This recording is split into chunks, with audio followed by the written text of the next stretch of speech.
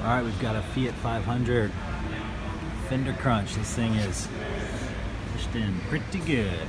Goal is here to make it look better. We're not looking for perfection, just trying to improve it. So we shall see. Stay tuned. All right, all done with this Fiat 500. This thing was a doozy. Goal here was to get it better, not perfect, and I think we succeeded. Straighten up the metal. It's definitely a little wavy, but most people on the street are not going to see this fender was crushed in. Took a couple hours, no paint, no body work. Ready to roll. Thanks for watching.